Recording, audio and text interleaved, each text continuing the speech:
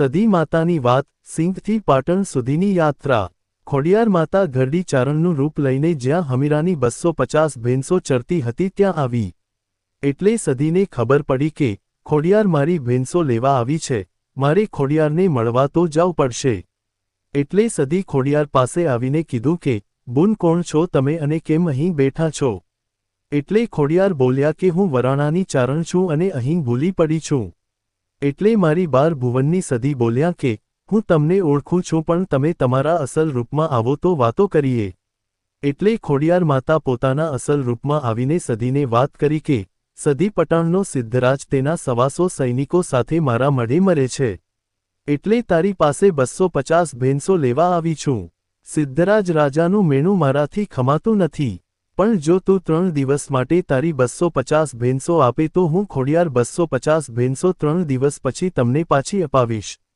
એટલે સદી બોલ્યા કે ખોડિયાર તમે 250 ભેંસો લઈ જશો તો હમીર સુમરો અને તેની બૈરી કકુ મને મેણા મારશે, હું શું કરું? એટલે ખોડિયાર બોલ્યા કે સદી તમે 2 દિવસ મેણા ખમી લેજો, પણ મારા મઢે સિદ્ધરાજ રાજા અને તેના 125 સૈનિકો મળશે તો મારે ખોડિયારને ભવો ભવનું મેણું મટશે નહીં। એટલે સદીએ ખોડિયારને 250 ભેંસો આપીને ખોડિયારને વિદાય આપી। ખોડિયાર ભેંસો લઈને વરાણા આવી અને સિદ્ધરાજ રાજાને આપી અને કીધું કે રાજા આ ભેંસો લઈને પાટણ જાવ, તમારી ભોજાઈનું મેણું ભાગો, પણ 3 દિવસ પછી આ 250 ભેંસો સદીને પાછી આપવી પડશે।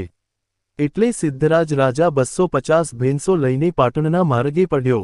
બીજી બાજુ સિંધમાં હમીરાના ઘરે સાંજ થઈ પણ ભેંસો ના આવી, એટલે હમીર સુમરો અને તેની બૈરી કુક બંને સદીના મઢે આવીને પાટ નાખ્યો અને સદીને મેણા મારવા માંડ્યા કે સદી તારા સિદ્ધ મલકમાં ચોરી થઈ, તું ક્યાં મરી ગઈ છે? પણ સદી પાટે આવતી નથી।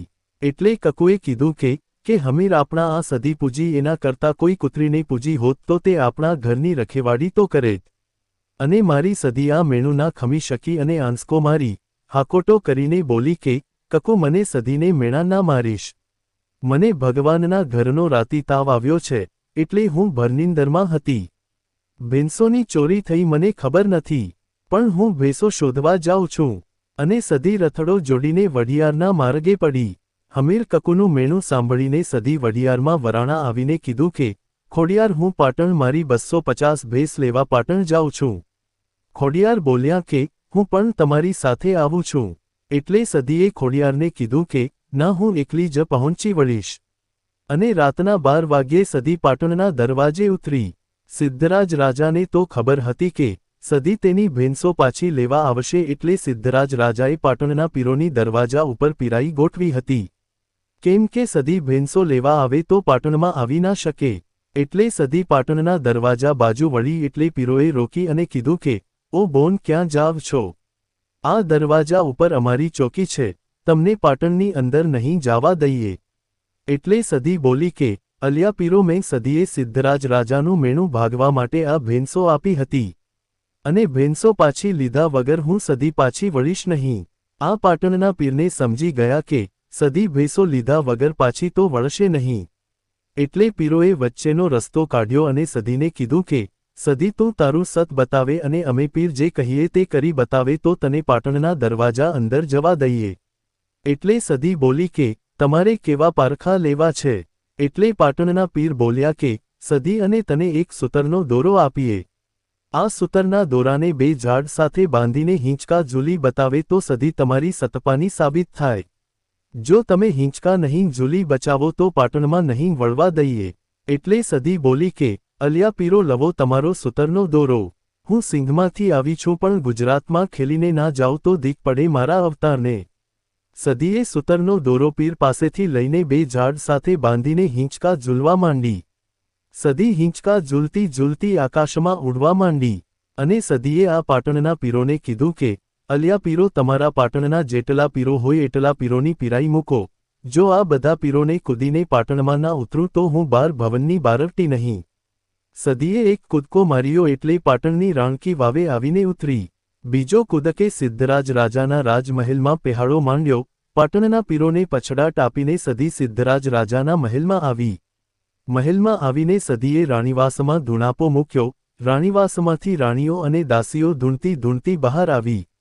રાજમહેલમાં હો હો મચી ગયો. પછી સદીએ કીધું કે, સિદ્ધરાજ હું મારી ભેંસો લેવા માટે સિદ્ધની સદી આવું છું. સિદ્ધરાજ સમય પારખીને સદીના પગમાં પડી ગયો, અને સિદ્ધરાજે સદીને કીધું કે, તમે ભેંસો લઈ જાઓ, પણ હું સિદ્ધરાજ રાજા તમને અમારા પાટણમાં બેસાડવા માંગુ છું.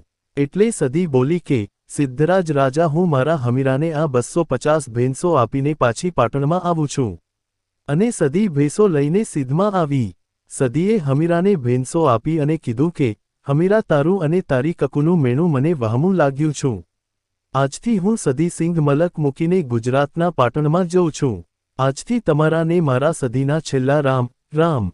સદી સિંઘ મલક મૂકી રિસાઈને પાટણ આવી અને સિદ્ધરાજ રાજાને સપનામાં ઉતરી અને કીધું કે, રાજા હું સદી આવી છું. સવારે મને વાગતા ઢોરે પાટણની રાણકી વાવે બેસાડજે. તું મને રાણકી વાવે બેસાડ પછી હું જગતમાં તારું નામ સોના રૂપાના આંકડે ના પાડી દઉં તો મારું નામ સિંઘ મલકની સદી નહીં જા. સદી માતા પાટણની રાણકી વાવે બેઠા એટલે કડા ગામના વીરભણ રાવલને ખબર પડી કે, સદી સિંઘમાંથી રિસાઈને પાટણની રાણકી વાવે બેઠી છે. એટલે વીરભણ રાવલ સદીને પોતાના ગામમાં લઈ જવા માટે રાણકી વાવે આવ્યા. વીરભણ રાવલે 2 મહિના રાણકી વાવે સદી માતાની એક પગે ભક્તિ કરી. 2 મહિને સદી જાગી એટલે વીરભણ રાવલે કીધું કે, સદી હું તમને મારા ગામમાં લઈ જવા માંગુ છું. એટલે સદી માતા બોલ્યા કે, વીરભણ રાવલ હું તારા ગામમાં તું આગળ જા હું સદી તારી પાછળ આવું છું. પણ તું ક્યાંય બેસતો નહીં. જો તું રસ્તામાં ક્યાંય બેસી જઈશ તો હું સદી ત્યાંથી આગળ વધીશ નહીં. એટલે વીરભણ રાવલે પાટણથી હેડીને તેના ગામના માર્ગે પડ્યો, અને સદી વીરભણ રાવલની પાછળ આવી રહી છે. આમ કરતા કડા ગામ આવ્યું. વીરભણ રાવલે વિચાર કર્યો કે, અહીં એકાદી સલમ પીને થોડો થોક ખાઈને આગળ વધું. આમ વીરભણ રાવલ એક સુકાઈ ગયેલા રાયણના ટેકે ઊભા હતા સલમ સળગાવી. 2-3 દમ માર્યા. સલમ પીતા વીરભણ રાવલને નિંદર ચઢી અને વડના ટેકે થોડા લાંબા થયા. આંખો મીંચાઈ ગઈ અને નિંદરમાં રાયણના ટેકેથી નીચે બેસી ગયા. વીરભણ રાવલ કડા ગામના પાદરે રાયણના ઝાડ નીચે સૂતા હતા અને આકાશવાણી થઈ કે, વીરભણ હું સદી અહીંથી આગળ તારા ગામ સુધી નહીં આવું. મારે અહીં જ રોકાવું પડશે. સદી બોલ્યા કે, વીરભણ રાવલ મેં તને કીધું કે, તું ક્યાં રોકાઈને બેસાઈ ન જતો. એટલે સદીએ કાડા ગામના સૂકા રાયણના ઝાડ નીચે આસાન વાળ્યું. વીરભણને નક્કી થઈ ગયું કે, સદી હવે મારા ગામ આવશે નહીં. એટલે વીરભણ રાવલ સદીને સૂકા રાયણના થડે બેસાડીને તેના ગામના માર્ગે પડ્યો. પણ વીરભણ રાવલ રોજ કડા ગામના રાયણના ઝાડે સદી માતાની પૂજા કરવા આવતો. ધીમે કડા ગામના લોકોને ખબર પડી કે, આ રાવલ અહીં રોજ કેમ આવે છે. એટલે કડા ગામના મુખીએ વીરભણને પૂછ્યું કે, રાવલ તમે રોજ આ સુકાઈ ગયેલા રાયણના ઝાડે કેમ આવો છો. એટલે વીરભણ રાવલે કીધું કે, આ થડે મારી સદી માતા બેઠી છે. હું સદીને પાટણથી લઈ આવતો હતો પણ સદીને આ સુકાઈ ગયેલા રાયણનાનું થડ ગમ્યું છે. એટલે સદી માતા અહીં બેઠા છે. હું રોજ તેમની પૂજા કરવા આવું છું. એટલે આ વાત કડા ગામના મુખીને મગજમાં ના બેઠી. એટલે મુખીએ વીરભણ રાવલને કીધું કે, રાવલ જો તમે સાચું કહેતા હોય તો મારી એક વાત સાંભળો. હું ગામનો મુખી છું અને મારી 50 વર્ષની ઉંમર થઈ છે, પણ મારે કોઈ વસ્તાર નથી.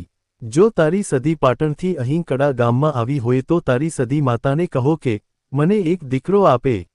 આમ મુખીએ કીધું કે, ત્યાં સદી માતા વીરભણ રાવલને 16 કડાએ ધૂણવા ઉતરી અને કીધું કે, મુખી આજથી 9 મહિના અને 13 દિવસે તારી બૈરીને એક દીકરો આપું તો એમ માનજો કે, વીરભણ રાવલની સદી બોલીતી.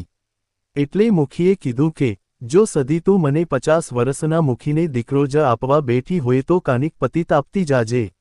એટલે સદી ફરીથી હાકોટો કરીને બોલી કે, મુખી આ સુકાઈ ગયેલા રાયણને કાલે સવારે લીલા 3 ફણગા ફૂટે તો એમ માનજો કે, હું સદી બોલ્યા પછી બીજું નહીં બોલું. સદી માતા સિંધમાંથી પાટણ રાણકી વાવે આવી, અને રાણકી વાવેથી ગુજરાતભરમાં નીકળી, અને ગુજરાતભરમાં સદીએ ડંકો વગાડ્યો છે. બાપો મારી સિંધની સદીને ઘણી ખમ્મા.